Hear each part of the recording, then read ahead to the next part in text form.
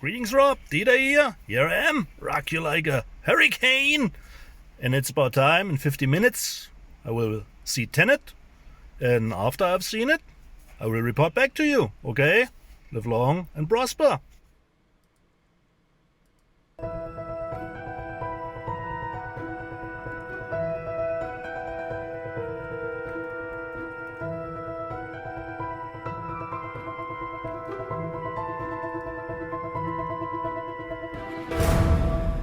Well, greetings, imagination connoisseurs. Once again, it is I, your Duke of Dope Discourse, your master of fun and wonder, your viceroy of verisimilitude, your sommelier of sci-fi and cinema, your archbishop of Banterbury, your pharaoh of physical media, your chancellor of cheerfulness, and of course, your existential Mr. Rogers, Robert Meyer Burnett, and I, of course, am robcasting it. You imagination connoisseurs, you members of this, the Post-Geek Singularity community.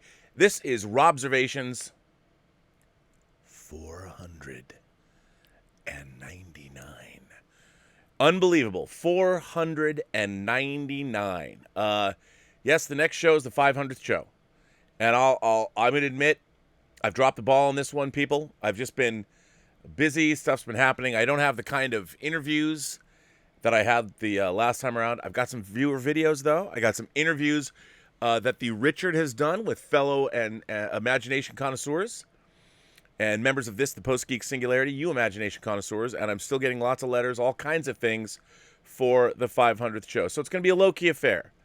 You know what? I wanted to make it big and grandiose and bombastic, and it's not meant to be. But the fact that I've done 500 shows at all, pretty spectacular.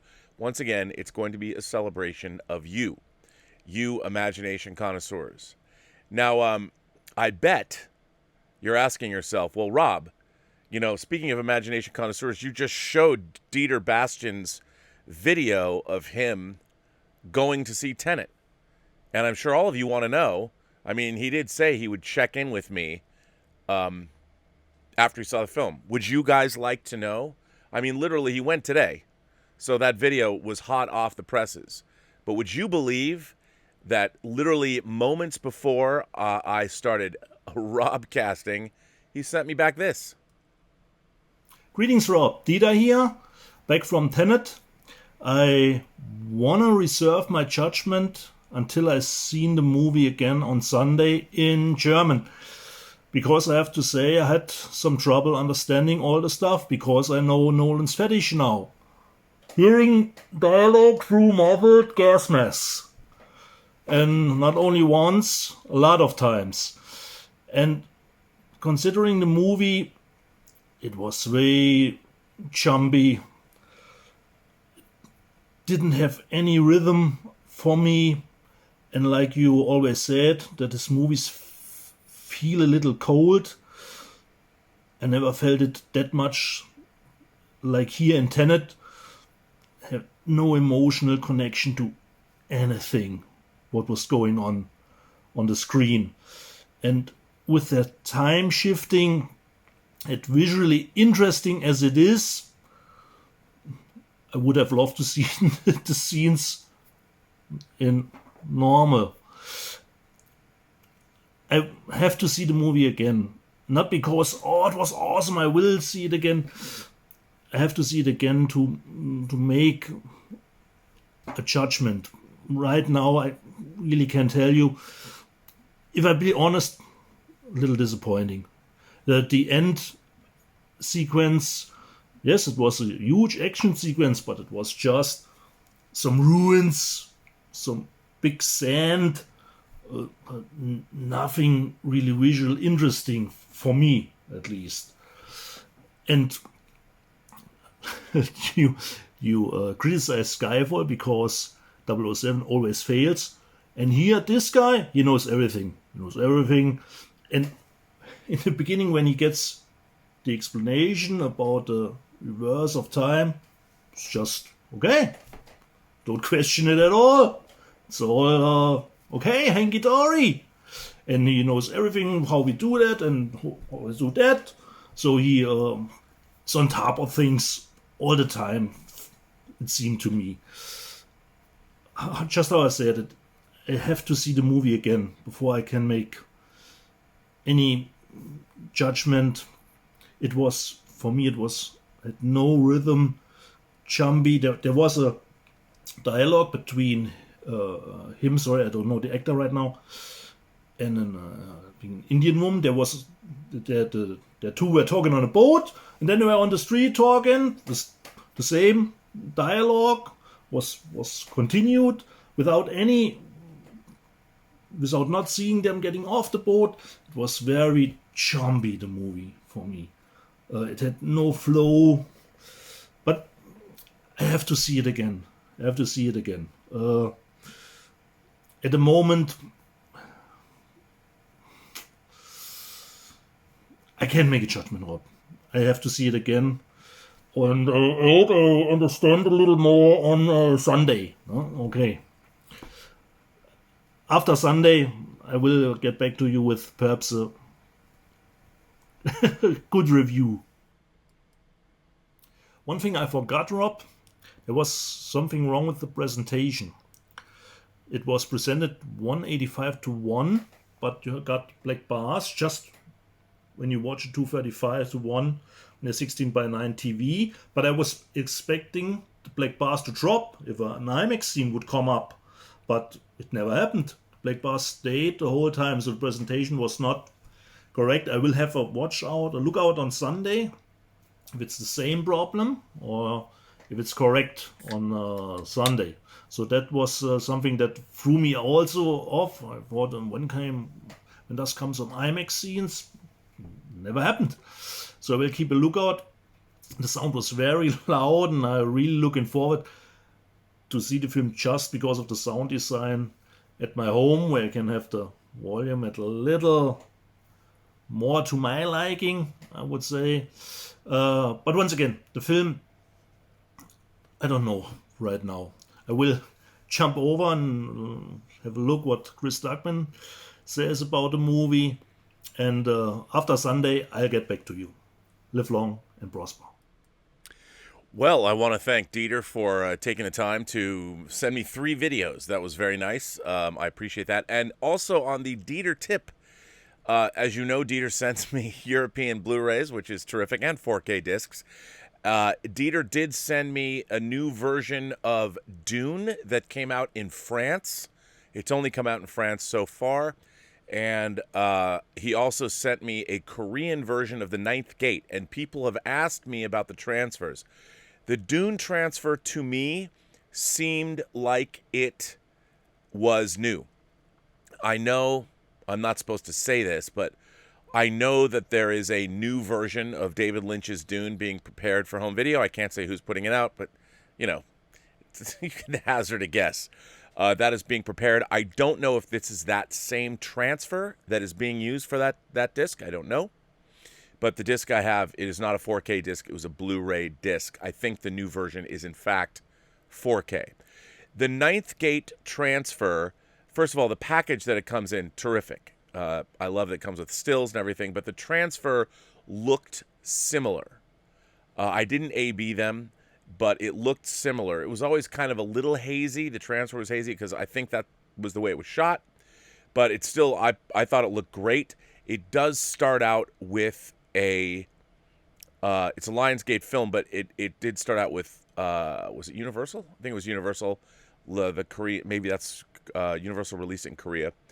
But again, I'm going to go back and look at my old Blu-ray. It's still a great package. I really love it. So thank you to Dieter for sending me. Anytime I can get a disc that has a slipcase or anything, I much prefer that. Or an O-ring, as they call it. I love that kind of thing. And I love the Ninth Gate. By the way, the special features that are on the Lionsgate disc were not ported over.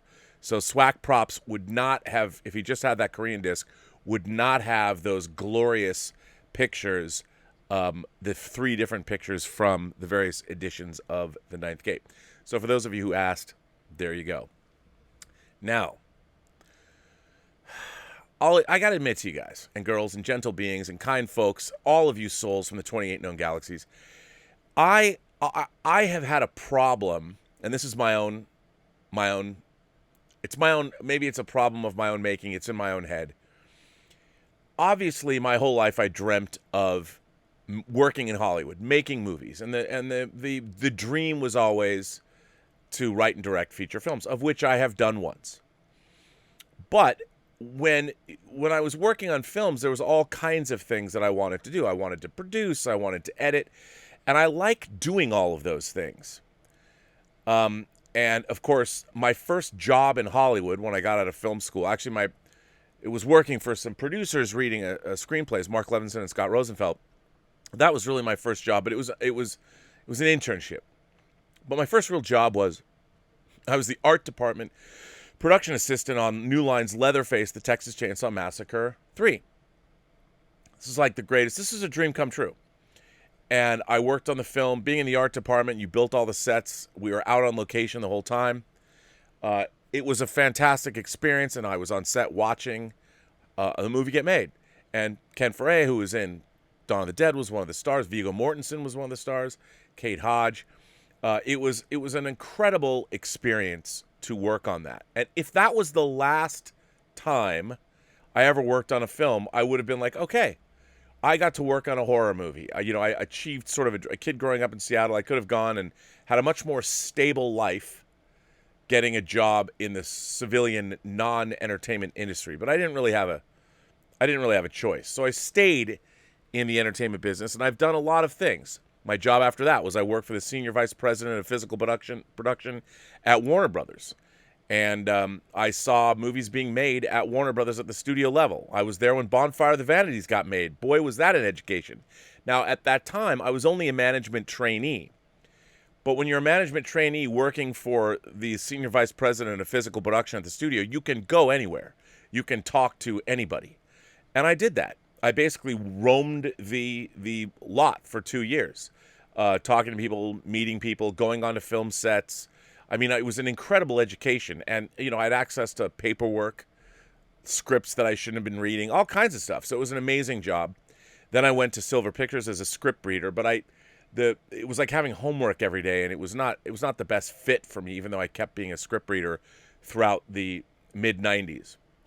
Then I went to Full Moon and edited my first feature and met Peter Billingsley there, and we started making music videos and industrial films. Then we made a few short films, and and then I sort of jumped away and started editing films on my own, and I was a post supervisor on a number of low-budget indie films that many people haven't heard of. One of them, actually a couple of them, are still sitting on a shelf, which is too bad because one of them is a total homage to David Lynch, and I'm sorry it hasn't been released because I think we did good work, called Dean Quixote. The writer and director of that, Orion Walker, has gone on to great success in the video game industry as a writer. And then, after that, edited a number of short films and co-wrote, and then directed my first feature, Free Enterprise, which we shot in 98 and came out in 99. Won some festival awards, and for a year I thought I was king shit, going to all kinds of meetings, but nothing came of that. I didn't get a job. And after a year, I was not an earner for William Morris because I hadn't booked a gig, even though that was their job to get me the gig. I was very close. I was very good in a room. It was always down to me and another guy. Didn't get that. But at the same time, I started working in DVD special editions. And when DVD was taking off, making documentaries was amazing.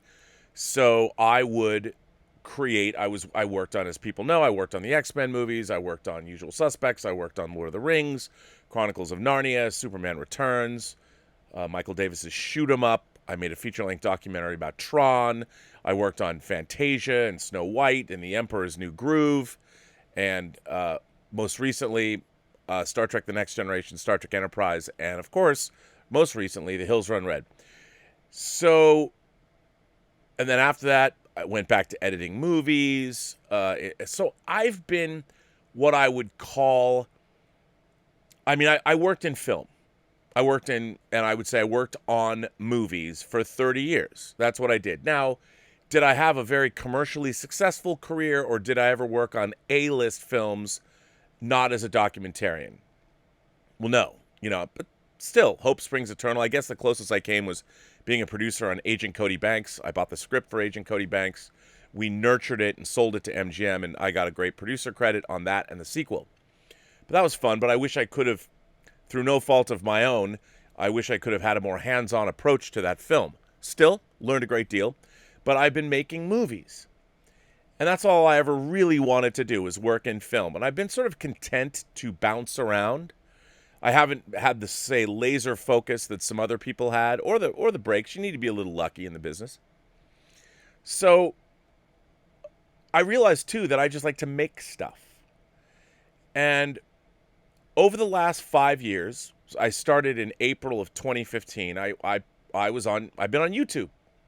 So I've been on YouTube for over 5 years now, almost 5.5 years. What? April, May, June, July, August. It'll be 5.5 years in October. And at first, I was content to be a guest on Collider Heroes with John Schnepp and John Campia.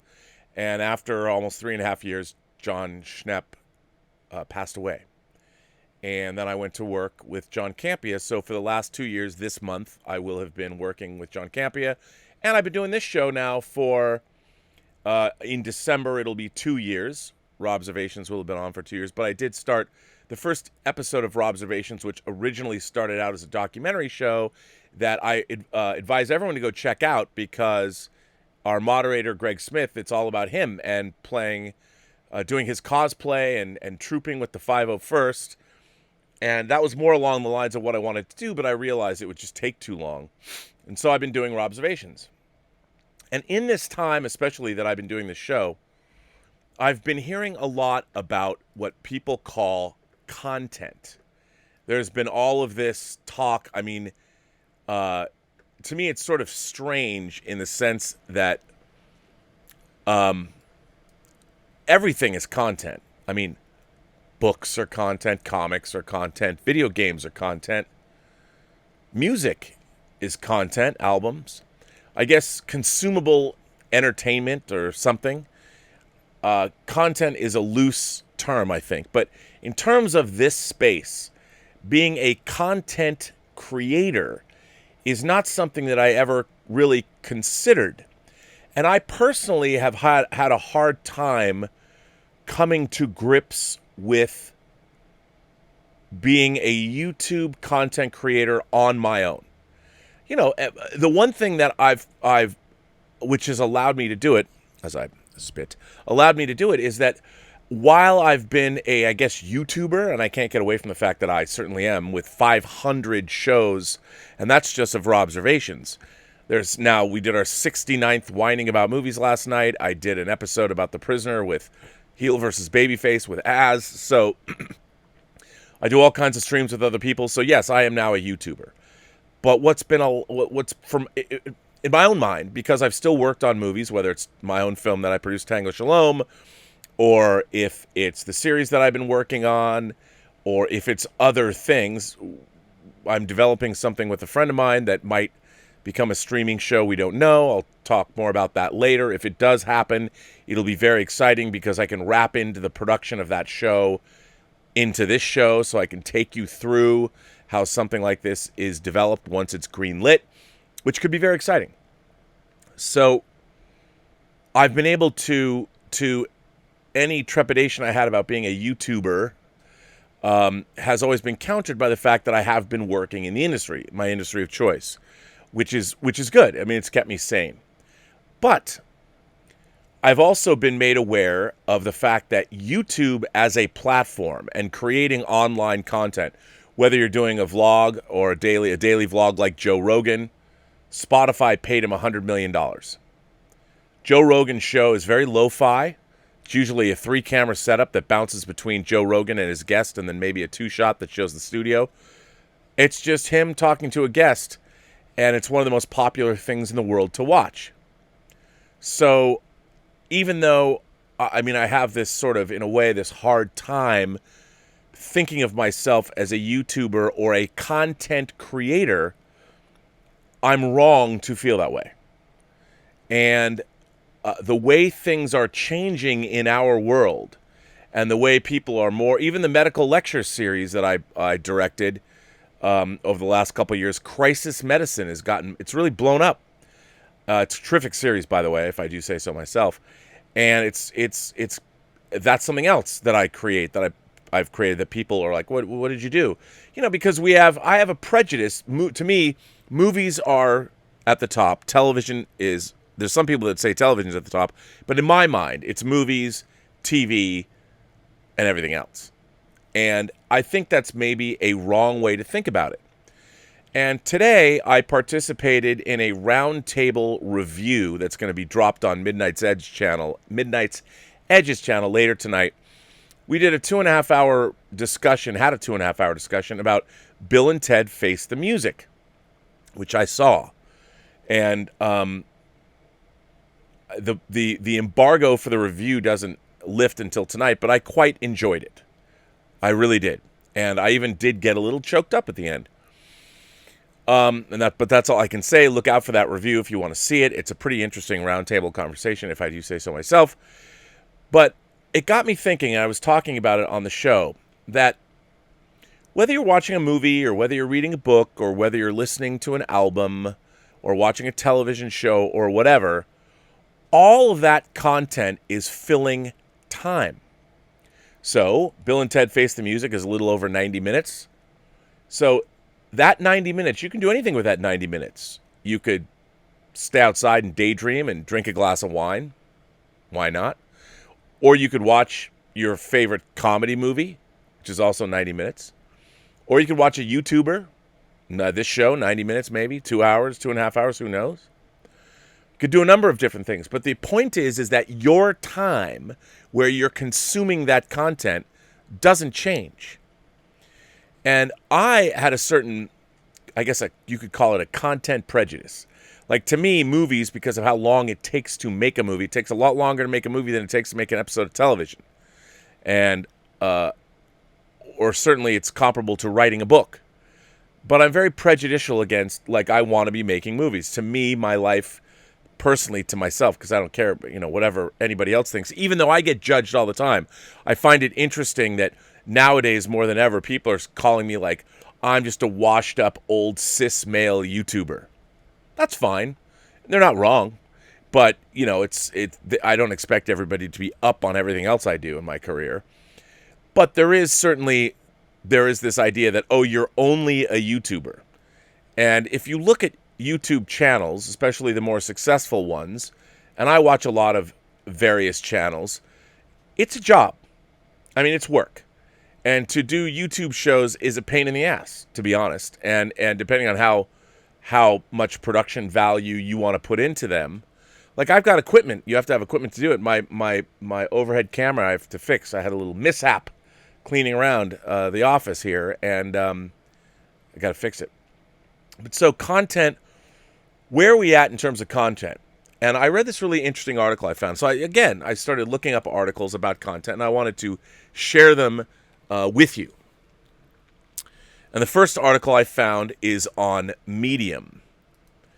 And this article starts out and says, "The job of the future is content creation, and soon enough, it might be the only one left." Sergey Falden wrote this on May 30th. "My father's 43 years old. He became an entrepreneur when he was 22. There wasn't such a thing as entrepreneurship at the time. People didn't attend entrepreneurship programs or plan to become one. Today, entrepreneurship is put on a pedestal. They are the rock stars, the rappers, the basketball players of this century. Kids drop out of college like Bill Gates to start a company like Steve Jobs, to make an exit like Peter Thiel, and launch rockets into space like Elon Musk, and try and avoid being like WeWork. But all of that is changing. Entrepreneurship is about to take a step back. The job of content creator will take its place. Imagine this. A prestigious university but not too fancy, something like Columbia, not Harvard. A freshman and their career counselor are having a chat. Counselor: "So, we're here to consider your options. What do you have in mind?" I don't know. I mean, I like Kim Kardashian. Great. So you're into media. No, I guess I just like creating content. I want to be someone like Tim Ferriss. So you want to be a journalist? No, I don't know. I like Joe Rogan too, and Casey Neistat. But what's your profession? I guess, I don't know, content creator? The counselor looks at her list with 15 professions and shakes her head. Counselor: there's no such thing as a content creator. That's not a profession. Yeah, but what about Shane Parrish and the writers on Substack and Medium bloggers? What about YouTube vloggers who make money from Patreon? Well, I don't know what you were. Okay, well, I think journalism is a much better option. It's like a real profession. Yeah, but I don't want to be a journalist. Don't worry, you'll figure it out. You're just too young. The passion economy. The example above is ridiculous, but it proves a point. What we think of as a profession or a career is quickly changing. We're living in something Alan Davidson and Little Jin called the passion economy. In this economy, non-producers meet with non-consumers and exchange goods, virtual goods, content. Before the passion economy, your only option as a teacher was to work at a school or your local university. Now you have Udemy or OutSchool or Podia. Just 20 years ago, if you needed to get an MBA, you had to save $200,000 or ask your company, McKinsey, to pay for it. Now you have bloggers like Pat Flynn of Smart Passive Income teaching people business and finance through courses ranging from free to $1,000, or best-selling writers like Seth Godin who set up their own MBA. Education became more accessible than ever before, cheaper, up-to-date, and more practical. But the revolution is not just happening with education. I'm a content creator and working hard as head of content for a startup. If I was born 20 years earlier, I wouldn't have a job. Nobody would have hired me. I wouldn't have been able to reach people with my ideas. I'm not a journalist per se, although there's a lot of journalistic work.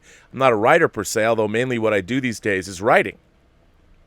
Today, even if you don't have to build an audience, you can come to platforms like Medium and YouTube and build an audience from scratch. You can then monetize that audience in the 1,000 True Fans fashion through tools like Substack and Podia.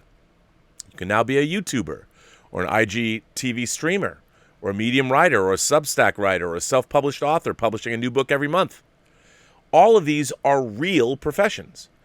You don't need prior experience, go to NYU, or spend thousands of dollars on writing seminars, unless that's what you want to do them. And as I work with creatives, I see more people realize this. Perhaps this person's first language is not English. The passion economy created a whole new sector of jobs, allowing people to monetize their thoughts, skills, and ideas. Entrepreneurship versus content creation. You could say that content creators are just creative entrepreneurs, but it's a whole other profession with a different set of rules. Entrepreneurs make a living building a business. The bottom line is their main KPI. Their product is their company, their brand, and they seek to provide value to their target customer. Well, first of all, I'm reading this article, I'm thinking to myself, the passion economy. I mean, I've been lucky throughout my life to always work in a passion profession from the time I was 13. You know, even when one of my first jobs was I worked at a frame store framing pictures, and I learned how to cut glass. It was called Framer Studio on Mercer Island, and it was owned by my classmate Jolie Von Seur's mom, Cynthia Von Seur, and her companion Dennis McCurdy, who sadly is not here today. But rest in peace, Dennis. He was a great guy. But, I was learning how to cut glass and how to cut mapboard and pick frame colors of picture frames, wood frames, metal frames. I was learning how to assemble them all, and I liked it. You know, it was a good job. But the only reason I took the job and I got paid for it was because I wanted to frame my own movie posters, because that was expensive back in the day, yo. I learned how to dry mount things on foam core, which I never should have done. I wish I'd learned about linen mounting before that. But I didn't. And then I worked in home video. So all the jobs I ever had were jobs that I liked. Even now. You know, I've been bouncing around. I mean, I find editorial fascinating. I love post-supervision. I love editing movies. Love it. Love it. It's completely engaging to me. I can't get enough of it. But I feel that way about any facet of motion picture production. I just love doing any of it, any and all of it. So it's definitely a passion profession. But what I have discovered doing this show in particular is that I like doing it. It has become a passion, and part of that, a lot of that, has to do with you, the audience, the Post-Geek Singularity community. Like, I'm just sitting in a room right now talking to myself, basically. I've got a camera on, but it's not like I'm looking out. I don't know if you're smiling at what I say. I don't know. I have no audience feedback until later when I get videos from people or I get letters from people. But, you know, it would be nice. Like, I wish we kind of were on a Zoom call, a giant Zoom call, so I could see everybody's faces that I was talking to. And we could definitely make that happen. But I don't know if I could do that. I don't know if I could do this show live with a bunch of people looking back at me. But anyway, I think that, okay, the people, the loyal audience members, and you all know who you are, you members of this, the Post-Geek Singularity, you are giving me your time. And time is, of course, the fire in which we burn. And to be given someone's time is actually a great gift. And I don't take it lightly. I think it's important that I have you guys giving me your time, because, you know, sometimes this show runs 2.5 hours. Well, most of my favorite movies are 2 hours or less. So it might have taken 2 years to make my favorite movie, but the time is still the same. So you are granting me sometimes more time than the entire duration of one of my favorite movies, all that jazz. And I think sometimes I get wigged out. Like, somebody will sit down when they could be watching all that jazz. They're watching Robservations instead. Now, I'm not telling you not to watch this show, because the very act, watching all that jazz, the content for that 2 hours is a very different experience.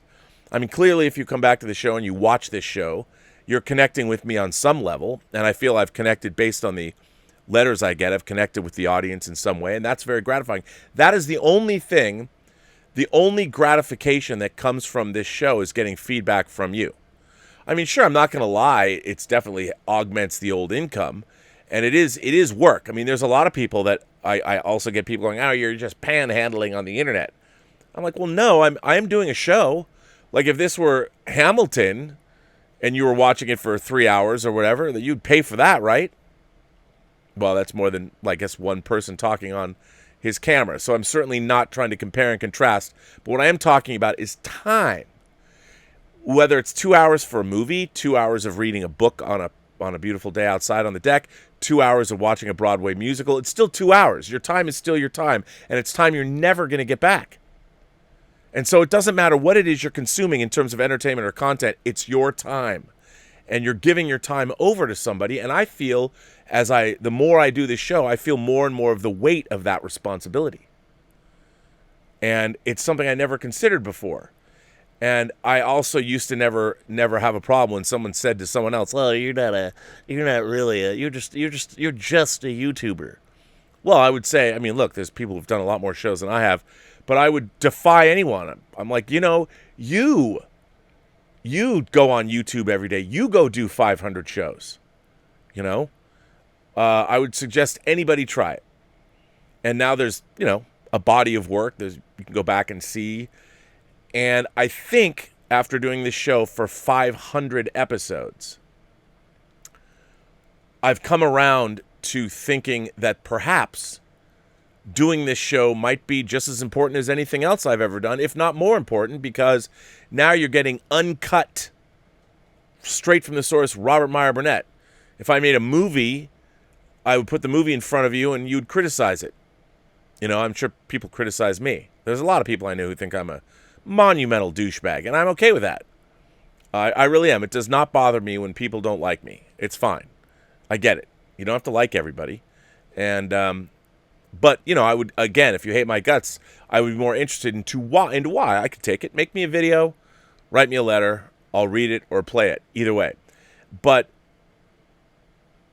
I've come around in almost 500 shows to the legitimacy of this platform. And I guess now I'm more obsessed with time, and content just eats up time. But the question is, are you a good content creator? Are you creating content that people like?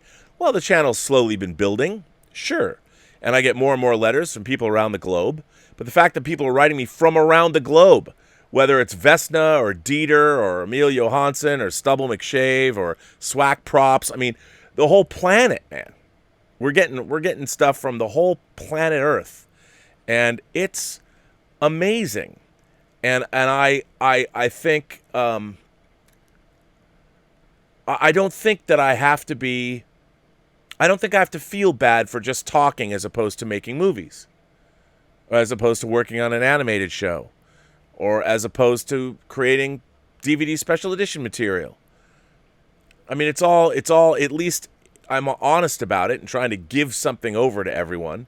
And I know that whatever I've worked on, I put 100% into. Now, is it as cool as making a motion picture? Certainly not. Would I like to have the clout that comes with making motion pictures that are successful? Yes, because it gets easier to make whatever it is you want to make. Like, I could just make phone calls up and say, hey, like if I was Quentin Tarantino or if I was Martin Scorsese, and I said, I would like to make a Star Trek show. I could do it. I could just call up Paramount and go, I want to make a Star Trek show. I mean, right now, probably they'd be like, Well, Secret Hideout and Alex Kurtzman and Battle Robot kind of have it sewn up. I'm like, I don't want to make a TV show. I want to make a movie. I want to make a Paramount Star Trek movie. Well, they still involve. Oh. Whatever. But I could at least, it would be easier for me to get it done than it is for me to get it done now. But that said, at the end of the day, I've been getting more and more letters or DMs or Facebook messages from people that suddenly are saying, I really admired you doing this show. And now what I've found is that this YouTube content is starting to open doors. It's almost come full circle. Doors I would like to have opened over here are now, because of this YouTube show, starting to open from a different direction, sort of a stealth approach. And I guess that comes with doing this a long time. There's another article that I found about this very thing, about content. And it is a piece that was published on October 13th, 2018 by Sarah Stasek. And let me read it to you. A content creator is someone who is responsible. Actually, let me get off. I didn't finish this article, but I want to put here. You know what? Let me put this Medium article in the live chat because it's pretty interesting. It's just an op-ed piece, but it goes on and talks about the difference between entrepreneurship and content creation. See, I have, as many people do, I have a prejudice. I'm prejudiced against YouTube and thinking about it as legit content, even though, is it worth consuming? So check out the article. There's the Medium article. So let me read this other article. And I would normally just show you the article, but there's a pop-up in the middle that's really annoying. A content creator is someone who's responsible for the creation of information to any media, and most especially to digital media. They usually target a specific end-user audience in specific contexts. A content creator can contribute any of the following: a blog, news, images, video, audio, emails, social updates, and other related content. Before you can create compelling, high-converting, come-back-for-more content, you'll need to understand all there is to know about the role of a content creator, which I've never officially looked into the role of a content creator. The truth is that content creation is not everyone's cup of tea. It's not just about throwing together a pretty quote on a background in Canva and then posting it on Instagram. In fact, content creation as an activity, an art form, and a professional pursuit is a niche that requires a mixture of right-brained and left-brained activities. In other words, you'll need to be organized and creative, analytical and associative, disciplined and diverse. Once you know what makes a successful content creator, you'll be able to follow the trail down to the principles of successful content creation and all kinds of content you can use to your advantage. But why does content matter so much? And what separates the merely good content from the great content? Content creation hooks into every other aspect of the internet, search and data. If you think about it, the internet exists as a massive catalog of content. Content is what we consume on social media. Content is what we tag, save, consume, share, and interact with. The beauty of content is that businesses and brands have finally found the ROI to use it as a strategy. That would be return on investment. According to CMI, content marketing has lower upfront costs and deeper long-term benefits than a paid search. Content marketing generates over 3 times as many leads as outbound marketing and costs 62% less, which I agree with. I'm always talking about products and things that I buy or things that I like on this channel. And, that's free advertising. And as I said, every time I'm banging on, we did a Bill and Ted Face the Music roundtable discussion. Now, we did not get paid to do it. We're movie fans, so we shot the shit. We watched, they sent us a link. We were able to watch the movie. We watched it, and then we talked about it. And when the embargo drops, I think at 8 o'clock tonight, Midnight's Edge will drop our show. That's an hour longer than the movie itself. Successful content is the key to doing everything from powering next best action marketing to creating those all-important micro moments of decisions that lead a potential customer from casual browser to consistent audience member to the loyal purchaser. Now, hopefully I'll have like a movie one day to sell to you, or you'll be able to watch the Netflix show that I've worked on, even though if you already have a Netflix subscription, you can watch it. But I don't necessarily, I don't benefit from espousing my love or the virtues of certain products unless I was sponsored for about them. We were not paid to go watch Bill and Ted's Most Face the Music and get paid to do it. We didn't, and yet we still created a 2.5 hour piece of content that is all it does is promote not just the new film but the other two franchise films, and we didn't get paid. We should. I mean, that kind of content creation, but no, because if you're a content creator on YouTube itself, you want to get past. I mean, I make $7 per 1,000 views. That's how much my CPM is over 7, and CPM is how much money you make. $1,000. For YouTube, for every 1,000 views you get, you make $1. That's it, $1. Unless your CPM is higher, and your CPM is based on watch time, based on the demographics of who's watching. So having a 7, some people have much higher CPMs, but a CPM for this channel is fairly respectable. And my audience is pretty much right in. You guys, the Post-Geek Singularity, you girls, you gentle beings, however you identify across the 28 known galaxies, you have put me and this channel into a pretty sweet spot demographic-wise, and I appreciate that. So I make $7 per 1,000 views from YouTube. Not a whole lot. I would make, that means if I had 1 million views, I would make $7,000 if I ever had 1 million views on a video. I think the most views I ever had on a video was 150,000 views. And with 150,000 views, I would make 150 times 7, whatever that is. That's what is 150 times 7?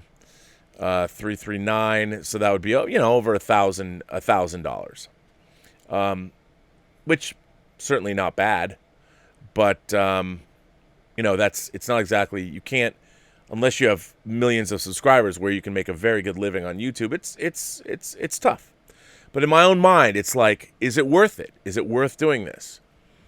But you know what they say, behind every piece of viral content is, no, not luck, but rather a strategic content creator. And here are the 5 habits every strategic content creator employs on a regular basis. 1, read widely and deeply, which I do. It may seem like it's a good idea to get into your own niche and industry, and to a certain extent that's true, but why not go for breadth and depth where you can? I do. I read and watch all kinds of things. That's why I think limiting yourself to your own side of the aisle is stupid. Because if you do that, you don't know about the other side of the aisle. Content creators understand that the creative process takes time and ideas are not confined to only one space.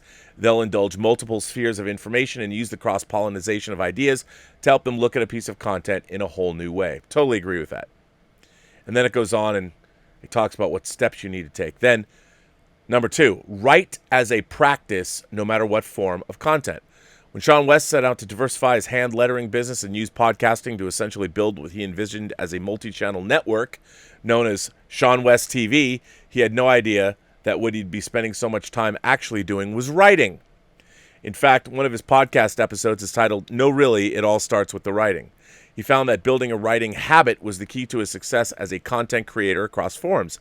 This coming from a graphic designer and hand letterer who ostensibly thinks in doodles.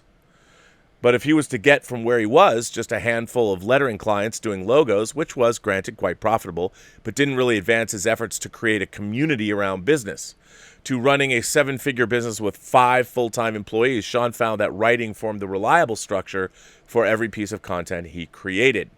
Number 3, create but also curate.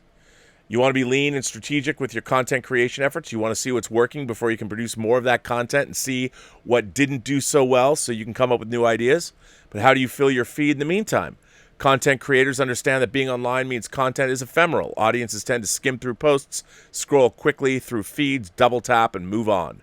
For better or for worse, digital content doesn't have as much staying power in the mind as physical content. Part of the issue is the sheer noise online. The other is the way our primitive pre-digital brains process physical stimuli over intangible media. I don't disagree with any of that. 4, Book those conferences. Conferences offer a unique opportunity for content creators to reconnect with their own work, with the work of their peers, to refresh their perspective, and to form new collaborations with others in the space. I feel I don't need to go to conferences because I do that every single day, but it's great. Stay hungry, stay curious, the secret to content development.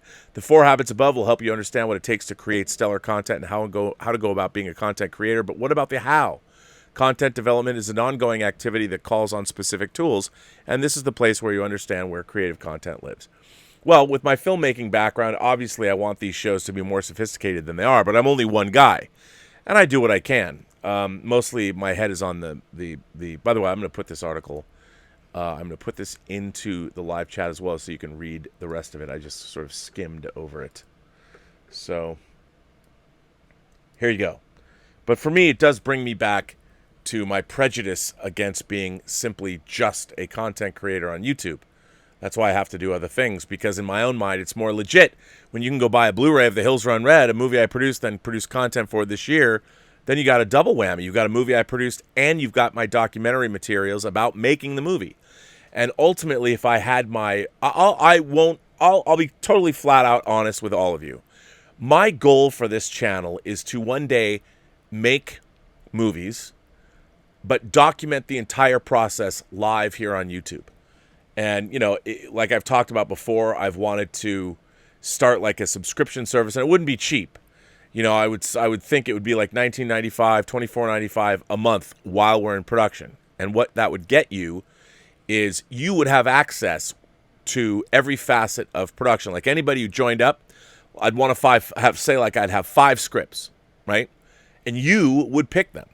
Like I'd submit all 5 scripts to the people that were contributing at $25 or $19 a month. And I'm like, all right, all of you who have been contributing, you are going to pick the script that we're going to make.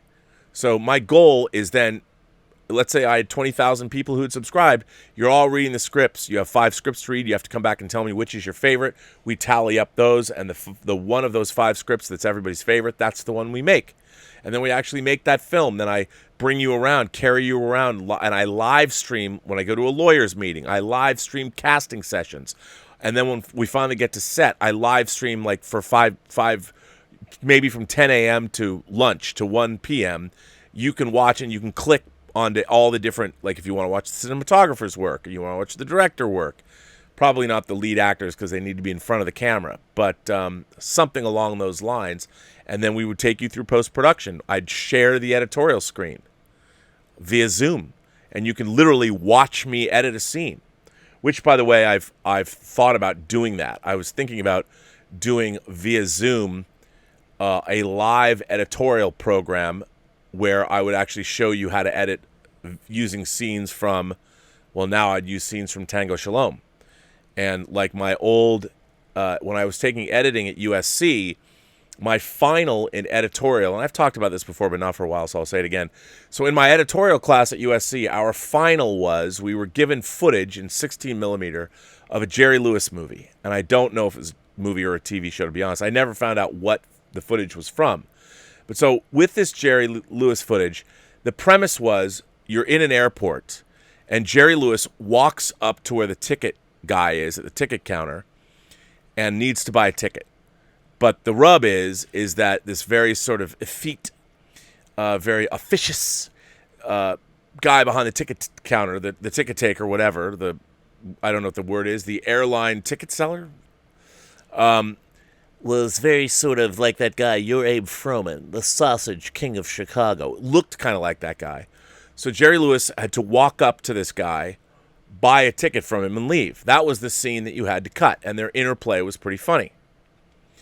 Well, when I looked at the scene, when I was in my class, my editorial class, everybody did it differently than I did. And for me, everybody started with the first shot was behind the ticket counter, looking down onto Jerry Lewis, walking up to the counter. Everybody started it that way. I did not. I started it with the ticket taker and the ticket seller, and you see him, and he's very fastidious. So you see him like cleaning up his like pens and papers and making his desk immaculate. And then I had Jerry Lewis walk up to the desk, and rather than start talking, I cut back to the ticket taker who's still futzing his desk around, not even paying attention to Jerry Lewis. Then you cut back to Jerry Lewis. And Jerry Lewis is like waiting, like, is this guy going to ever like help me out? Well, then you go to the rule of threes. So you cut back to the ticket taker who finishes up being fastidious, and he takes a long period of time, and he stops, he looks up, and he finally says, "May I help you?" So when I watched the scene, I thought, okay, well, in order for the scene to work, it's not just about Jerry Lewis buying a ticket. Because if that were the case, he would just walk up and buy the ticket. The point is, he's dealing with kind of like a schmagegi, this guy who's giving him a hard time, who thinks he's king shit. And you need to establish all that to make the scene fun for the audience. So by having this guy, by showing him first and being all fastidious, you tell the audience that exactly what this guy is. You know, he's anal retentive, he's a neat freak, probably got OCD. And then by going back and forth a couple times, you've created a moment that didn't necessarily exist. None of the other kids in my editorial class did this. They didn't do it. And they all had Jerry Lewis just walk up and start talking. And I'm like, you have to set up the obstacle first for the obstacle to mean anything. And that's kind of a rule in filmmaking. You know, you can't just have stuff happen. You have to set stuff up so the audience can anticipate what might happen. You know, and when as soon as you see a fastidious guy doing, I'm going to put all my pens away and line everything up and perfectly, you know that guy's going to be a problem. And in knowing that, when Jerry Lewis walks up and says, hi or whatever, waiting for him to be acknowledged, and he doesn't, you go back and forth and you create a humorous moment. I don't even know if that was scripted that way, because we didn't get the script, we just got the footage. But wouldn't it be interesting I would love to do that on like a Zoom call and take you guys through everything. And I could do it with Tango Shalom scenes. I've got the finished scenes. I could show you guys, could have the footage. You could look through the footage. You could even I could even do it where I give you the footage and I ask you to assemble the scene the way you think it should go. As a matter of fact, I could do that with Tango Shalom. You know, charge people for an editorial class and have people, I should think about doing that. I should do that. I don't know if anybody would want to do that, would want to take that kind of an editorial class where I would give you footage of a scene in Tango Shalom. There's one scene in particular, but that it would be the final, that you guys would, oh my God, I can't even begin to tell you. It's rough. But it would be something fun to do. And I've always wanted to do that across the board. Take my filmmaking knowledge and this whole YouTube thing and put it together.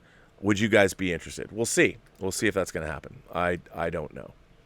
But my point is that it's been hard for me to reconcile my being a YouTuber with being a professional filmmaker.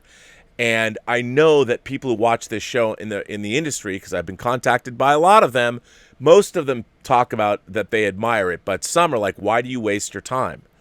And I'm like, well, why do I waste my time? Well, because in the industry, most of your time is wasted waiting for people to answer or give you a yes or a no or say something. And they don't. And it's a pain in the ass. So I'm a YouTuber and a filmmaker. I do it all. And I don't think anybody should apologize for being that way, because that is the new normal. That is the new normal. I like being a content creator on YouTube. I've come to terms with it, which I think I guess it's a good thing. Speaking of coming to terms with anything, I got a letter from Stacy Anderson. It first says, "Hi Rob, please do not read this email on the air." So you know what? You are not going to hear Stacy Anderson's letter. How about that? Sorry, I apologize, but it's too bad because I like this letter. This one comes again from our boy Dean Mikatich. Hi, Rob. I may have mentioned this in a past letter, but I hate current movie posters and trailers. When the lockdown came, I found I have to come out of my dark age and got back into picking up physical media again. I had to sell 95% of my old collection years ago. One of the many nicknames I had in secondary school, high school, was Mr. Blockbuster or Mobile Blockbusters. I had a huge collection of films on VHS, most of which was recorded off TV. I hated any film that was not shown on the BBC or Sky Movies, as it meant that I had to sit there and hit the pause button during a break. Oh, I've been there. But once I got myself a part-time job, I started to buy the proper tapes from MVC and HMV. When DVD players started to become affordable in the UK toward the end of the 90s, I was one of the first people in school to get one. It did mean having to pay double of a VHS for a DVD, but the quality of the picture was better, and we got some darn neat extras on those films. By the time my peers had picked up a DVD player, or their parents had, I had amassed a decent collection of DVDs, which was slowly replacing my VHS collection. I've been looking to reacquire and upgrade a lot of film I had to sell to Blu-ray. With the shop still being closed, I've done this mainly on Amazon. I've been pleasantly surprised how cheap they are now. Most of the films I've been looking at have been under £8, and they would arrive the next day. Though the new releases are still in the $12 to $15 range. With the older films, I've noticed that the key art has been updated from their original poster for the Blu-rays. Some look better, and others look like they have gone down the same route as current movie poster has, and they look plain bad. However, there is one Blu-ray release company I have found that gets these updated key art right, and in some cases even improve on the original. What company is that, I hear you ask? Rob, it is your beloved Arrow Video. I will give 3 examples of where the update's key art is better. The first is RoboCop. We all know that iconic poster of Robo stepping out of the police cruiser, while the updated key art is gone with the floating heads that we have seen the last 15-odd years or so. But I think that going this way, it actually adds to what the film's about. OCP on the left, Clarence on the right, flanked by his gang, a body shot of RoboCop, gun drawn in the middle of the old Detroit in the background. I also love the ghostly image of Murphy just above and behind RoboCop. I find it hard to choose which version I like better, the original or the updated key art. Next is the recently released Pitch Black. The original, or at least for the UK, was a black poster with an outlined silhouette of 2 planets, which, if you did not know what they were, would never guess as 2 planets. It had a zoom-in effect of a group of people running, huddled together, and they seemed to be glowing. I've never been a fan of this poster. With Arrow's update version, which is for their 4K disc, they have done 2 different versions. Both key arts are the same, only changed from day to night. The day version is for the standard Blu-ray, and the night version is for the 4K. See, that's cool. And I'll bet you that because it's Arrow, they'll have a reversible sleeve, so you can reverse it and make it the other, whatever you want. That's very cool. I actually think the night version looks better. Finally, we have your favorite film, To Live and Die in L.A. Well, it's not my favorite film, but it's one of my favorite films of the 80s, and I love it. I have to say I'm not a fan of the original poster. A man, Agent Richard Chance, played by William Peterson, mostly in shadows, holding a metal briefcase and a gun next to a bridge pillar with the sun coming up over the hills. The only tagline in the upper right side of the picture that gives you any idea what the film is about. While the updated key art has a picture of an LA freeway and LA in the background, the 2 main agents are over the top of this with Willem Dafoe hidden inside. The film text has also been updated and looks better. I'll admit this version does not really say what the story of the film is about, but with the poses of the main characters, the background, and the film title, it does give you the impression that this is a thriller. Peace and long life, Dean M. P.S. Rob, I also have to blame you. Until I started watching your show, I'd never heard of To Live and Die in L.A., but given the passion you have talked about for this film, it has made me go out and buy it, and it arrived today. I plan to watch it this weekend, and I will write in a review, or maybe I'll send in a review of what I thought about it. Ooh, Dean, please do. What did you? If you're a To Live and Die in L.A. virgin, and you're gonna take it all in, I want to hear about it. Every little detail. Tell me what you heard about To Live and Die in L.A., or what you felt about it. How did you feel about taking To Live and Die in? This next one comes from James Ito. Hi, Rob. Thanks for all the great content that you provide and giving us your honest opinions on things regarding film and creative thought that we can agree or disagree about. Before I start my main points, I need to get 2 things off my chest. Hook is a great film, and First Contact is the best Star Trek movie, followed closely by Star Trek the Motion Picture. There, I said it. Now on to the topic. I recently saw Clockwork Orange, which I know is your favorite film of all time. Well, that and The Godfather. I was a little hesitant to watch it, as all of my ultra-conservative, very religious friends and family said not to, as it's very inappropriate. As I've gotten older in my youth, the more curious and independent I become when it comes to my love of film. A Clockwork Orange is a film to finalize my entry into full film criticism. Here we go. So here's my review of A Clockwork Orange. It's going to be all over the place. Wow. I really like the movie, and I love the character of Alex DeLarge. I don't know what that says about you. Played by a very young Malcolm McDowell, who is at first a villain, then becomes an antagonist who's torn apart emotionally by what the prison's anti-sexual desire therapy, classical therapy, or commonly known as aversion therapy did to him. The first half of the film shows him being disgusting to women and not giving a care in the world who he hurts. The singing in the rain scene is one of the most brutal scenes of emotional distress of a man and a woman, followed by a rape and a beating. It definitely changes my perception of that song, which I know Gene Kelly wasn't all too happy about. Maybe you can add some information to that, Robert. But on the whole, I was very uncomfortable at how happy and calm Alex was at doing it. That is plain scary. Well, that's good that you feel that way. It means you're a human being. When Alex finally gets caught by being smashed in the face with a milk bottle by his buddies and left to get caught, he gets thrown in a jail cell with blood all over his face and his body looks helpless. He just killed a woman, and I could tell from his face that he was shocked at himself by what he had done. This is the first time he'd ever really regretted doing anything wrong in his life. He was scared and vulnerable, which leads to my favorite scene at the prison. The prison is where we come to see the transformation that Alex goes through. He gets picked out of a lineup and believes that he can BS his way into this aversion therapy. He acts innocent and tries to convince others that he wants to be good. Us, the viewer, can tell he's trying to find an easy way out of prison and maybe go back to his old habits of desires and violence. McDowell does a great job acting this out. Acting like a punk, violent man who acts like he wants to be good is brilliant, layered acting. And we haven't gotten to my favorite scene, but to quote the prison chaplain, my favorite character in the film, says, "If a man cannot choose, he ceases to be a man." That will prove true now that we approach my favorite scene. Alex has gone through the aversion therapy, and he is brought up on stage where a fully nude woman comes up to him. And by the way, she is delicious. He gives in to his sexual impulses and tries to grab her, only to find out that he has become deathly ill whenever he tries to commit any sexual sin. He grabs his belly and goes prone in front of her while gurgling in pain. Everyone else in the room was awed and congratulating each other about the success of the project and the possibility of stopping crime in its tracks. The only one to speak up against it was the chaplain, the man of God. Choice! The boy has no choice, has he? He was furious and accused them of taking away his right to choose. I wholeheartedly agree with the chaplain because man must want to be good. That's the whole point of the movie. Man needs to decide to be good and not be forced into it. I haven't read the book, but I wonder if the aversion therapy will be mandatory for all prisoners. Do they get to decide to take it and get released early? Do they get to decide not to and stay in prison for their whole sentence? I wonder. Alex gets an early release, and it's not a very joyous occasion to say the least. He's kicked out of his home by his parents. His friends are now corrupt cops who beat him. He nearly dies from hypothermia in the rain, and the irony that the man he beat in the first act now takes him in and is triggered to violence and vengeance by music, as Alex can't be violent because of hearing music. I came to the conclusion myself, just so you know, it's true.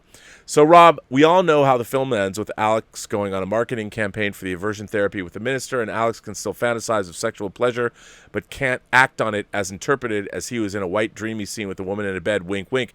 No, I think James, let me correct you.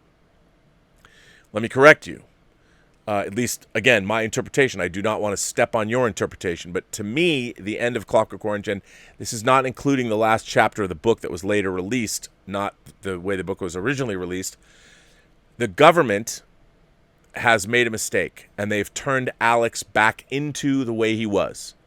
And they put him right back before he went through the aversion therapy, and when he says he was cured all right, we're seeing what's in his mind's eye, which he's cavorting in public with a weepy youngie Devochka he had there. He's having sex with a woman in front of all these onlookers because he is cured. He can go out into the world, and he is cured because the government, hoping to use him as a pawn, it backfired. They had to give him back because they took away his free will. And one of the reasons why I've always loved A Clockwork Orange is because at the end of the movie, at least to me, the message I took away from that is that mankind, the most important thing for man, I say humankind. I don't want to make it gender specific, but for humankind, I prefer human. You know, I know the word man is still inhuman. Okay, whatever. Species. I mean, humanity. People know what it is. And I know. I mean, it doesn't describe my gender. I get it, man. I don't mean to step on your parade or whatever, rain on your parade. I'm just saying, for the sake of argument. I believe that humanity, it is our natural state to have free will. And when you curtail free will, you have destroyed something that is innate inside a human being. And so it is better to be someone who has free will and chooses to do bad than it is to be someone who has had free will stripped away and can't choose to do anything. It's antithetical to the human spirit. Now, I don't think everybody's going to be Alex, but at the end of the movie, I see Alex has been restored to normal, and because that's what the government has done. They used their hideous brainwashing technique and took over what was I saying? Well, I completely, my brain just went bing. Anyway, in the end, this film is a repentance story. It's not a clean-cut evil to good transition. It's a very gray and more powerful real-life repentance process for someone who didn't care about anyone and would become violent on a whim. It's slow and painful. He's been humbled more than anything. This is a more real Christian-themed movie than most of the Christian movies out there. I just wish the chaplain had a more included role in the third act and not just the second act, so we could see Alex make a more character arc than we got from Stanley Kubrick. Again, I didn't read the book, so enlighten me, Rob. Any Christian believer needs to watch this movie to fully understand how complicated the repentance can be, so we can all have more empathy for our fellow man. Thanks for reading, Rob. P.S. Really looking forward to you reading my book and us having a discussion how much or little verisimilitude it has. I think it has more of the former, no bias. Well, James, yeah, so, I mean, I honestly don't think that it is a redemption story, even though Alex says he suffers the tortures of the damned. I think, in a way, it's more of a political... It has something to say about politics and being used by the government and being a pawn. But there's definitely an element of repentance in it. Great letter. I want to thank you for writing it to me. Fantastic. And let's see. What more is there?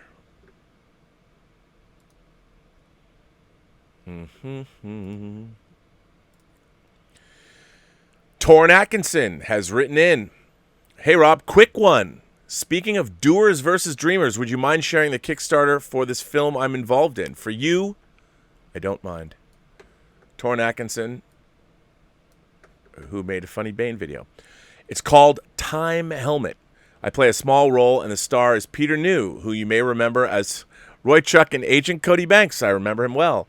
The director, Mike Jackson, is a longtime collaborator. He filmed 2 music videos for my band, and I've been in several of his projects. Well, here you go, ladies and gentlemen. This is in the live chat. There you go. Go check out fellow... See, we've got fellow imagination connoisseurs who are here making stuff, and I have no problem sharing your Indiegogo links with anybody that's making those things. How cool is that? It's pretty cool, I would say. Just a Brown Girl is here. She hasn't written in a while, but Just a Brown Girl, I like Just a Brown Girl's letters. As you know, Just a Brown Girl is working in the film industry trying to get her movie off the ground. And I think now she's Just a Brown Girl's in a perfect climate, better climate than ever before to get your movie made. So, yes.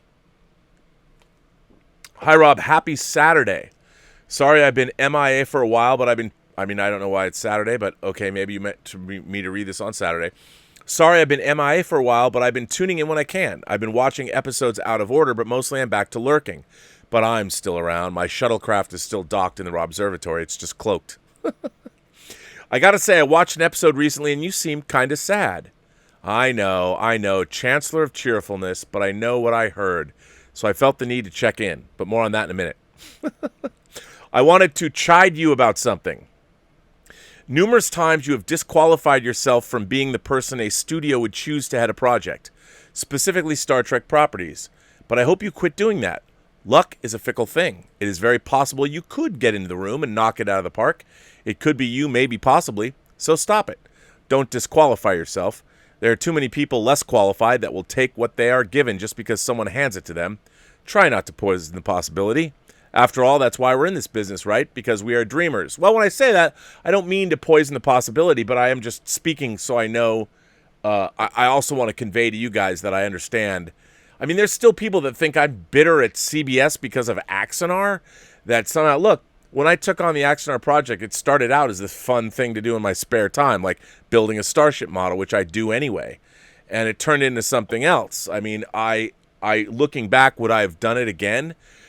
It was a monumental pain in the ass, and it's continued to drain me because my collaborator, who I did all this great work, continues to say I keep owing him more and more and more money, and that I'm a thief, when I created literally everything for him for 3.5 years, which is nuts.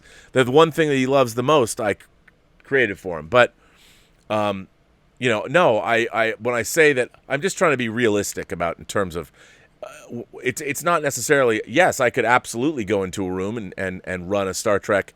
I could executive produce a Star Trek series. Absolutely I could. And I could do it for half the price that Kurtzman and Secret Hideout are doing it for. Half the price. And it would be better. I could say that. I could do that.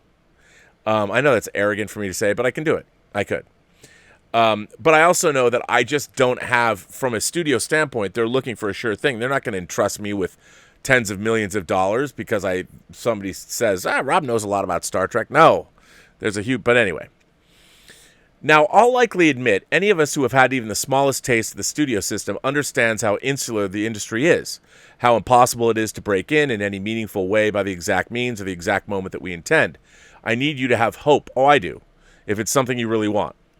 At least you know people on the Warner Brothers lot. I'm a black woman without representation. I have no box office track record. If you don't have a chance to make a studio film, what does that say about my chances? I need to believe it can happen for you and for both of us. Lie to me, or at least give me some clever but subtle signal that you indeed have not given up all hope and that you are working some kind of karmic jujitsu on the down low. I love you, man. We'd be friends. We should get drunk together once. Again, if it's something you really want. Non sequitur. Remember I mentioned once that whenever I decide to write about something, you talk about it 3 days before I can send the letter? Well, yesterday you did it again. I liked the doers versus dreamers topic yesterday. I beat myself up a lot in this arena. Ha! Unexpectedly cool metaphor. I've been trying to push the introvert in me to do something, to engage beyond writing a terrific adaptation of a great YA novel. It is incredibly hard. I know I would knock it out of the park if I ever got into the room, but getting anyone to look my way, there's the rub, so I gave myself a pep talk. You know how they say, if we could go back in time and talk to yourself 5 years ago, what would you say? Well, I found one of those. It's been almost a year since I got my first yes on this fantasy film project, and I Facebook Lived about it. The first and only time I've ever done that. This week was the right time to find that video. I was so excited a year ago, I needed to remember that feeling this week. I am not actually discouraged about my project, but I am concerned about gaining momentum. But that video is so cute, I have to say, so I posted it on my new YouTube channel. For those interested parties, the link is here. Where is the link? There's no link. Are you putting it down at the thing? You didn't put the link. Just a brown girl, there's no link. At the end of the day, I guess it really is important for a creative person with an ambition. You might have put it might have got lost in translation, actually. At the end of the day, I guess it's really important for a creative person with ambition or a vision to just be brutally honest with themselves about how hard they're trying versus how much they need to create and when they want to create. For example, I was kicking myself this weekend because I spent so much time working with a Fiverr on storyboards. All the back and forth about what goes in each frame when I should have been working on my movie, the script in particular. It was only when the Fiverr said, great, this will make things go much faster. Only once I read that, I realized I was working on the movie and I don't get to beat myself up this time. Oh, yes. I work on this project every day. I get shit done every day, but it's easy to forget to give yourself credit when you don't see the fruits of your labor realized in a completed, well, anything. Oh, I know. Sometimes we just need to keep reminding ourselves that a career in the industry is a marathon, not a sprint. I tell you, being a creative is a topsy-turvy, schizophrenic way to be, but it's not like we dreamers have a choice. I was hoping to report on what the script consultant had to say about my first screenplay adaptation of the first novel, and that didn't go well, meaning we got our wires crossed, we didn't meet, and we won't be able to try again for a month. Bummer. But I need to get a pro to give me notes. It's important to know if a reader would recommend, consider, or pass. Well, why is this letter all over the place? Time to cut out. I've got 2 scripts to write for work before I can circle back to my stuff. I have a goal to finish the first draft of the second script adaptation by September 1st. It's not very long. It's a completely artificial deadline, and I'm never going to make it, but I'll just keep repeating to myself in the words of George Orwell's Boxer, I will work harder. Stay safe, stay healthy, stay focused, stay true. I am, as ever, your harbinger of hopefulness. Ooh, I like that. I can't steal that because that's yours, Just a Brown Girl. Well, thanks for writing in. Yeah, look, I have edited 3 movies that I think all of them are pretty good. None of them were picked up for distribution. They've all just sat languishing away on shelves. Can you imagine? I worked on them each for a year. For a year of my life, I worked on these 3 movies, editing them, and none of them are available anywhere. They haven't been picked up for distribution at all. One of them is about a day in the life. One of them is called My 11th, and it's by Gary and Edmund Enton, who are now directing another movie, another Christmas movie for, I think, Mar Vista Entertainment for the Hallmark Channel. So they're doing that. You know, they keep getting movies to make, but this movie that I edited for them, which is literally about the day in the life of a serial killer. It's called My 11th because it's about his 11th victim, but he's very mild-mannered, and you'd never know. And I think the movie's terrific. I worked on it for a very long time. No one's seen it. You know what it's like to work on a movie that nobody's seen? I've done it 3 times. It's not like you work less on those movies. It's a pain in the ass. But you know what?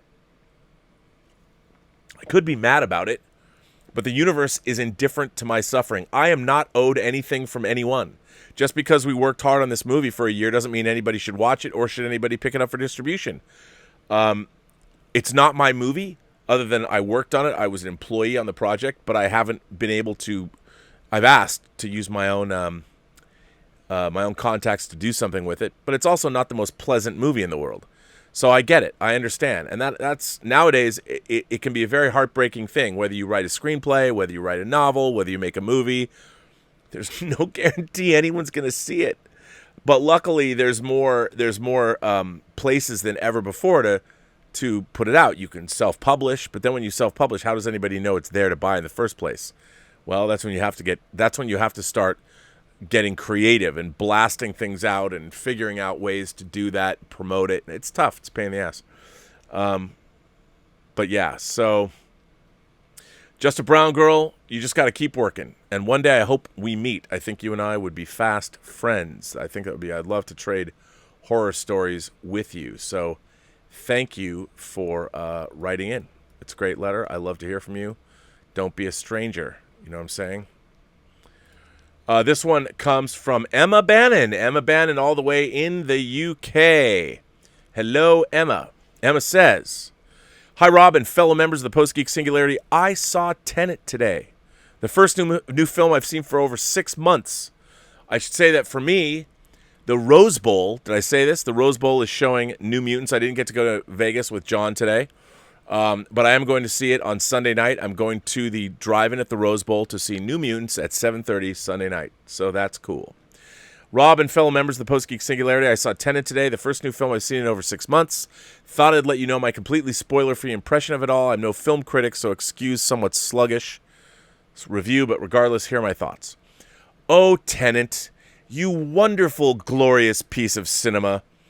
Tenet has all the hallmarks of a Christopher Nolan film. A bombastic film score by Ludwig Göransson, as Hans Zimmer was committed to some film called Dune. A plot that has some satisfying twists and turns. Excellent cinematography by Hoyt van Hoytema, who has worked with Nolan before, and incidentally on one of my favorite films, the extremely underrated Ad Astra, and strong performance by the cast. I was particularly impressed by Robert Pattinson and John David Washington. Lesser actors could have been swallowed up by this epic, but they more than were up to the task of carrying the film forward or backwards, or it almost makes sense when you see it. Now, I can understand why the reviews have been mixed. Anyone who doesn't like Nolan's style will not have their minds changed by this film. It's by no means perfect. Some of the dialogue is lost in amongst the action and music. Although it is absolutely a globe-trotting story, there's little sense of that as the plot jumps from country to country with the blink of an eye, and no indication of the time it took to get there. Somewhat ironic given the film's main MacGuffin, and not everything is tied up in a neat little bow by the end. You'll need to see this more than once, personally, and I love this fact. There's a tendency in modern blockbusters to explain everything nice and clearly, but Tenet doesn't do this. Sure, there is exposition, but it isn't simple. And for those who just want explosions and gunfire, this might be rather hard work. It's also 2.5 hours long. Some may be put off by this. If they want an immediate hit of action, that isn't the film to do that, even though there are some great set pieces. Annoyingly, there was some numbnut who sat a few seats away from me who started a text conversation with their friend in the film's final act, presumably bored by the running time. Personally, for me, it flew by, and it's difficult to see what they could have cut from the film apart from a few scenes toward the beginning. Tenet is the sort of film that absolutely entertains, but it'll make you think. The sort of movie that you'll be talking about long after you've seen it. To me, it's a shining example of the cinema experience, the kind of feeling that cannot be replicated at home. A crazy mix of James Bond and Inception, and I absolutely loved it. It's the kind of movie that will bring people back to the cinema. In my screening, which was late afternoon, there were 6 or 7 times more people in the audience than there had been for the weekend and evening screenings of the classics I saw, Dirty Dancing, The Empire Strikes Back, and Flash Gordon. By all means, be sensible and stay safe, but if you can, do see this film on the largest screen you can, because that's where it belongs. Well, thank you, Emma. That was a great letter. I'm excited. I am excited. Another letter from Electron Star Collapse. Hail Viceroy. Someone asked you yesterday what your favorite pixel art games were, and you mentioned that your first game console was the N64. It actually was an Intellivision, but I didn't count it because that was like the 80s, and N64 was like, late 90s? If you ever wanted to try some titles on older systems like Super Nintendo, there are a few options available on Steam, but it would be hard to give many specific recommendations as games similar to GoldenEye and Star Fox 64 had hardly any presence on earlier systems, I know. But a good place to start is the Sega Mega Drive and Genesis Classics. It offers some of the best games for that system and in a variety of genres. Titles for Nintendo systems are available too, but you won't find titles made by Nintendo themselves on stream. I could go on, but I already sound like a cheap salesman woman thing person. I know the rest of the Post-Geek Singularity will have great titles for you to look into. Don't let the stars collapse on you. Well, thank you very much, Echo. That's good to have you here again. Tony Washburn is here. Tony Washburn, Destiny Captain, says, you missed my super chat on the prisoner discussion with Az just now. I was the last one. Oh, I saw that one came in after we went off at 4:25. Can you please just catch me up on the next episode? Well, the next episode that we are doing is Many Happy Returns. So the next episode is Many Happy Returns. I want to thank you for supporting the channel. I apologize that I didn't see that as we were signing out. But Many Happy Returns. And if you haven't been watching the Prisoner episodes that we've been talking about, why not? Duncan Norris is here, and Duncan says, Dear Rob, this one is not for the air, only because I don't want to put this spoiler out there. In the fullness of time, please feel free to read this out on the show or put it on the website. As promised, Tenet in 6 words is...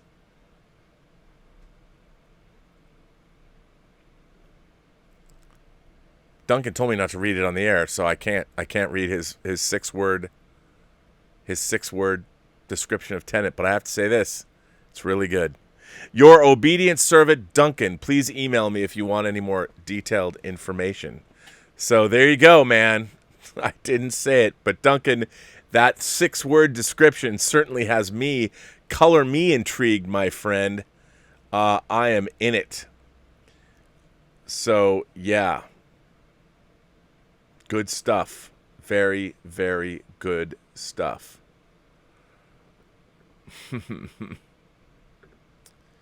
Let's see. This one I've already read before. This next one comes from Steve-O Gillen. Steve-O Gillen. Hello from the UK. I only recently discovered you on YouTube during being furloughed from work early in the year. Oh, you know what? I think I've read this too. Oh, wait. I'll just read this anyway because it's not long.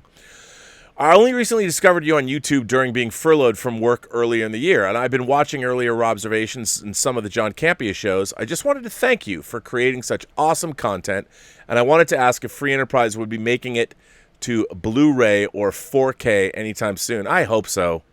That is my hope. I'm always trying to raise money. My plan would be to buy the negative from the original producer who paid for the movie, and then I would go back and do a retransfer and do a definitive version of the film. And I've done a definitive version of my 2006 DVD version, and it's way better than I just upcut it and made it work a little better. But there's footage I need to get to that I would want to reinstate in the film, but hopefully, not right yet. Believe me, if I can ever reacquire Free Enterprise and start that process, I will blog the shit out of that. I'll make shows about doing it and all that. I bought it on DVD the day it came out in the UK, and I lent it to a Trekkie friend and never got it back. I've been really enjoying the Prisoner reviews you've been doing with Az, and would love to see you guys discuss your favorite Trek episodes and movies, and possibly review the pilot or your favorite episodes to classic TV shows you're passionate about.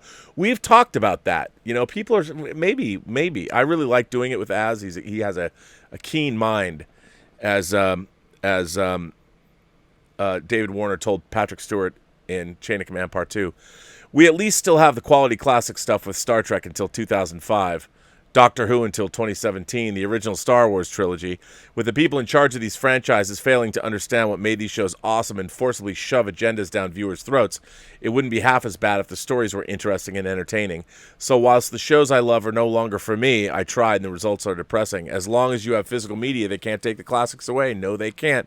It's very easy to be negative on the internet, so it's amazing when people such as yourself shine a positive light on various issues. Thank you for doing what you're doing, and live long and prosper. No, I haven't read this letter before. Well, I want to thank you, Steve O'Gillen. Thanks for writing in. I very much appreciate that. It gets harder and harder, though, I'll tell you. When it comes to Star Trek, I try and stay positive. I really, honestly do. Yeah. So let me see what you guys are saying. What are you saying? Let me see. Let me go back and find out. What are you saying? Willow says, sorry to hear that you won't be going on the road trip with John to see New Mutants today. How did you get forbidden from going? Well, Elizabeth has not been keen for me to leave the house. We've been sheltering at home, and you know, she has 2 teenage daughters, and she's paranoid that if we went to Vegas that I would be all COVIDed up. And I can't say that she was wrong, you know, but we are going to see it as a consolation prize on Sunday. So there you go. I know, bummer. Bunyan Snipe sends in a tip and says, I completely agree with you regarding Friday the 13th. Jason was a child when he died, so why does he come back as a hulking undead brute? That said, I quite like the reboot with Jason as more of a survivalist with a grudge. And a non-visitor. I know, right? Stub McShave sends in a tip and says, so we built up Tenet New Mutants. It seems like the reviews are very uneven. Mulan will be available as PVOD next week. Do you think it's possible that the movie that will be released on PVOD will come out on top of those 3, or will it be the worst one? You know what? I'm very curious. Bill and Ted Face the Music comes out on PVOD this weekend. I'm really curious to see what people think of that. I really liked it, but we'll see what people have to say. It's hard to say. Phage Lives sends in a super chat and says, do you wish a show where, you know what, you want an answer. I think Mulan will probably be, not having seen it, not even knowing, probably be the best reviewed of all of them. But, you know, again, who knows? I do not know. Stubble McShave sends in a tip and says, so we built up Tenet. Oh, I just read that. I'm losing it, man. Phage Lives says, I do wish you would do a show where you just interact with your audience. But hey, it's a pipe dream. But don't I do that? That's all you want me to do? I've done that before. I do letters. Oh, you mean a show where I just talk to the live audience? I mean, I could do that. I mean, I think I kind of do that. Johnny Stewart says, really appreciate, Johnny Stewart and I worked on a project together like in 2009, man. Really appreciate your talk today. I relate to that sentiment for sure. Success and failure is hard to measure in Hollywood these days. I too put movies at the top and still strive for that, but we're not doing so bad. Keep up the great work. Well, it's nice of you to say. It's tough. It's tough. Yeah, I mean, you think about it, it does. It gets a little rough. Jeff Yerkley sends in a super chat and says, hi, Rob. Since we're talking about time, what's your guess about how long it'll take Emma Watts to decide what she's going to do with Star Trek? Weeks, months, egad, years? Well, you know, if she doesn't go with something that's already in front of her and develop something from scratch, it could take a long time. I mean, again, if I were her, I'd go back to Eric Jedrinson's script, Star Trek The Beginning, and I would call it Star Trek The Romulan War, or something like that. Or you know, call it, even Jedrinson said that you could call it Star Trek Odyssey. You know, it plays in this 2001 A Space Odyssey. And I know there's been a collection of Star Trek books, of Shatner's books called that, but could be cool. I don't know. That's what I would do. I'd go make that script. And I'd make all 3 of the scripts. I'd hire him back. He's got to write the second and third scripts. I'd make those. So I don't know. I don't know how long it is going to take her, which is kind of a bummer. So again, who knows? It's a tough one. It really is. It's tough to say. Tough to say. Jonathan Thaddeus Butcher writes in a letter and says, oh, wait, you know what? This is for the 500th. I'm going to save that. He actually says for the 500th. So I'm going to save it for the 500th. Because that's only fair. If somebody asks me, I'll save it. This one comes from John Levasseur. Hi, Bob. My dad was a Bob.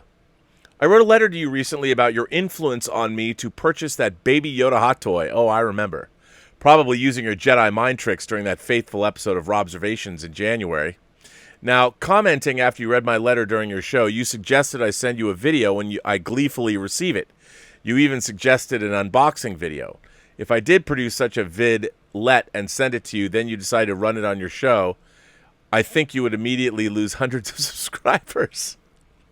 While I'm normally a strong imagination connoisseur who is able to normally resist the temptations by marketers do magic taking my money, I'm not so strong when it comes to confidence in my physical appearance. I am, by today's standards, a throwback to the 80s rocker look. What? What? That's awesome. Why would you hate that? Come on. Who doesn't love rockers? I would suspect many online younglings would consider my appearance transgendered, of which I am not. I'm simply a rocker. Hey, let me tell you something. If you're transgendered, if you're a rocker, if you're tall, if you're short, if you're fat, if you're thin, I don't care. People of all shapes, size, colors, and creeds, you are welcome on this channel. I will put you on this channel. Come on. And if you're an 80s rocker, who doesn't want to see that? Dieter Bastian would. For those about to rock, we salute you. Although, again, due to the power of your mind, I'm still looking at my 4K camera running previs in my mind's eye of such a potential video. You're an evil man, Rob, an evil man. And you know what? You realize, John, that now the Post-Geek Singularity community, to watch a man who looks like a rocker open up a Baby Yoda toy, that, my friend, is internet comedy gold. And I expect you to deliver, and so does everybody watching this channel. You need to do that, not just for me, not just for you, but for us. Come on, man. You got to do it for us. All of us at the Post-Geek Singularity. We want to see it. Everybody wants to see it. You want to see it. I know you do. Come on. Will I resist, or will your influence overwhelm my better judgment? I don't know. The force is strong with you. I think it would be better to simply default to your other suggestion to just smell the savory Hot Toys aroma that emanates from within the box and keep the camera in the closet. I don't want to frighten your viewers in lieu of you possibly showing a video. I cannot, in good conscience, risk the perversion of other connoisseurs. E2, Burnett. E2. Enjoy the joy. Enjoy the joy. That's what he wrote. John Levasseur. You know what, John? Wrong guess, Hans. Would you care to go for Double Jeopardy where the scores can really change? No, I think that's wrong, sir. You know what? I think you wrote this. You're using reverse psychology on yourself. You're goading me into saying, and I have no problem being goaded into saying this, we want to see a video of you Hessian rocker from the 80s. I want to see you open up a Baby Yoda toy. And, you know, I would love to put some of your, whatever your favorite 80s metal band is, as long as it's like more of a highbrow thing. You know, if you're going to go for, I guess, like if you're going to go for Poison or something, Look What the Cat Dragged In, like that first album, that's kind of respectable. I'd go with that. But of course we get a copyright strike. But you got to send me that video, man. I need to see it now. I think everybody needs to see it. You know they do too. You know. That's why you wrote in. You know. Do it. Do it. Do it. Come on, we want to see it. I want to see it. Send it in, man. Send it in. Do it. Do it now. Because we all want to know. We all want to know. Because don't you want to know? I know you do. David Miller writes in, Robert Bubla. I got a video to play of David Miller, which I got to prepare, but I'm saving these other videos for the 500th. Robert Bubla. It's time for another quick Trek question that I yell up from the bottom of a well. Thinking again of Amok Time, I'm always curious about T'Pring's parting comments to Spock at the altar. You have become much known to us, Spock. Almost a legend. And as the years went by, I discovered that I did not want to be a consort to a legend. Which suggests that Spock is something of a celebrity on his home planet. How would that work exactly? How does celebrity function on Vulcan?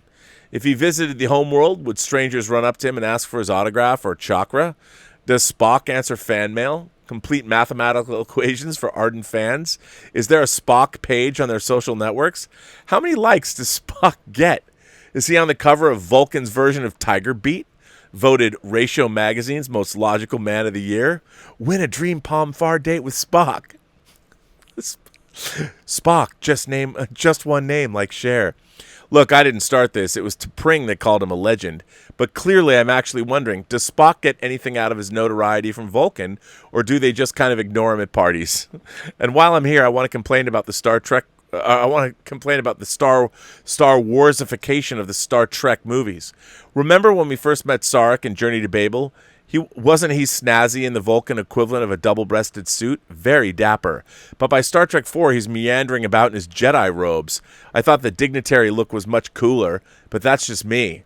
Well, I hope that's enough. I know that since before your sun burned hot in space, and before your race was born, you have awaited some questions. Nice, sitting on the edge for reference. Miller out. Well, I don't know what that means. I mean, yeah, what does it mean to be a legend on Vulcan? That you're the star of a lot of slash fiction with your captain? I don't know. I mean, I don't know what that means, but it's interesting. I think, yes, she does say you've been well known to us. I mean, he would be somebody, look, he's the first Vulcan that was in Starfleet Command.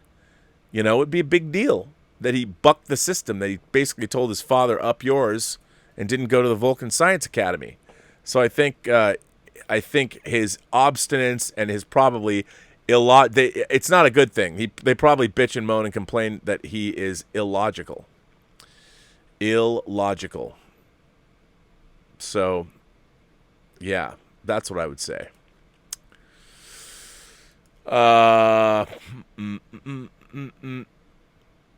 this is a good one. You know what? I'm going to save these. I've got letters from Omar94. I got Swack Props letters. I'm going to save these for the 500th. That is correct. So, ladies and gentlemen, boys and girls, kind souls from across the 28 known galaxies, this brings Robservations episode number 499 to an end. Now, I don't know. I don't think I'm going to do a show tomorrow. I don't think so. I'm saving it. I'm saving the 500th show. I'm going to do it Saturday. I'm going to start at noon. And we'll see how it goes. It's going to be a celebration of you imagination connoisseurs, you members of the Post-Geek Singularity community. 500 shows, and that would be on Saturday, the 29th. So, yeah, maybe I'll raise money for charity again. I don't know. I'll do something. I'll inform you. I'll make a video about it tomorrow and drop it, and you can see. But yeah, 500 shows. I can't believe it. I guess maybe I'm having a crisis of content creatorship. I don't know. But I find it amazing that I'm actually doing the 500th, which is just mind-boggling to me. And I want to thank you. Thank you to all of you for keeping me or making me stick with it. Because if I didn't have you guys, and maybe I can get different glasses than these, I wouldn't be here. I wouldn't be doing it. So this is all your fault. I blame you. But it's been a good ride. 500 episodes. Halfway to 1,000. It's so weird. And if you like, subscribe. Smash that like button. Hit that notification button and all that thing. I never say that. I should say that more. Because remember, when we get to 30,000 subs, which is less than 1,500 subscribers now, Elizabeth will speak French on Whining About Movies. And she has to do it at will, which I think is great. I love that. So I want to thank my moderating staff. I want to thank Mike Bodden. I want to thank Greg Smith. I want to thank Joshua Levesque. Who else is here? The Richard's here. Robert Pariso is here. So I think that's who's all here today. I want to thank Haynock. He's not around, but I want to thank him anyway. And I want to especially thank the Richard for he's been doing interviews. He did a really good interview with Lynn Hobday, our woman in Japan. What an articulate, lovely woman she is. I want to drink some sake bombs with her, if you know what I'm saying, and make her sing anime title songs to me. Or just scream, Kaneda or Tetsuo at random moments in a bar. Because you can get that hammered in Japan and they won't care. We'll be just two worthless gaijin, although she's pretty much Japanese, so she's not a gaijin, I'm a gaijin. But, I'll take that. We'll go find that club that Kate Capshaw owned in Black Rain. Yeah, I know, that club was a set that was built here in L.A., but still. Maybe there's something like that. Pal around with her anime friends, her musician friends. It'll be fun. Anyway, you'll see that interview with Lynn. You'll see the Richard interview Lynn Hobday, which is pretty cool. I can't wait. And if, by the way, if anybody wants to go live onto Robservations, you can call in. I'm going to send out links in the live chat, and you can actually call in and be on this show live. Because I can do that now. I can actually have somebody, if some of you, I'm going to give you a link. As long as you have a good a microphone and a camera, I can give you a link, and we're going to do some of that. We're going to have some live fan interaction. And you know what? Anybody can call in. And I don't have call screeners, so if you're insane, I'm going to put that out there and go, if you want to be on the show, you can call in. It'll be funny, live. And if there's people that if there's some of you that want to go live on the show with me, I'm going to make a schedule. So tomorrow, what I'm going to do on the Post-Geek Singularity Facebook page, I'll tell you what. If you are serious, if you want to go, how many people are here? 274 people are here. So I think. Well, that's how many concurrent videos. I don't know how many people are here now. But if you want to come onto this show live on the 500th episode, you can be live. You and I'll go mano y mano, one-on-one, man or woman to woman, whatever.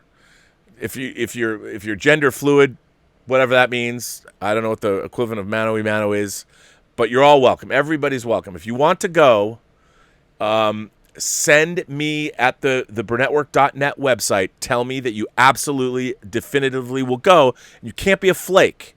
But I will make, starting at 12 o'clock Pacific Daylight Time, I will make a schedule, and I'll send you a time when you can call in and you can be live on the show. We'll go live together if you're interested. So write me, and you've got to write me. I've got to have those letters by tomorrow. So if you want to come on the show live to chat about anything, you can show me anything or whatever. Saturday would be the day to do it. And I can come, I can bring you on. And how much fun would that be? So there you go, people. Live on the show. You can be old school if you're an old timer here. Whoever you are, just you gotta be sure you want to do it. Because if you have second thoughts and I make a schedule, I'll be pissed. But if I get letters by noon tomorrow, I'll send out a schedule by like 6 o'clock tomorrow night. And if you can't do it, then you can write me back and say I can't do it. But if you want to be on the show live as we broadcast, I will bring you on one-on-one, me and you, chatting about whatever you want to chat about. So think about that. Whoever you want, or please bring on a friend, bring your pet on, I don't know. Do something funny. But you can come live on the show on Saturday. Wouldn't that be the most fun thing anyway? It'd be fun. And I'll put the word out, and I'll be able to do that. But anyway, remember, every person you meet has a story to tell that you have yet to hear. And all you have to do is listen. And with that, Robservations 499 comes to an end. Next episode, probably episode 500 on Saturday. And if you want to come on, or if you want to send me a video or anything, it's all about the fans. It's all about the Post-Geek Singularity. Let's meet the Post-Geek Singularity. Come on, everybody. What do you say? Come on in and join me for the big win. Join me for the big 500. All right. Do it. Welcome to the party, Richter. Do it now. I want to thank you all for being who you are. Thank you very much. And as always, have a better day.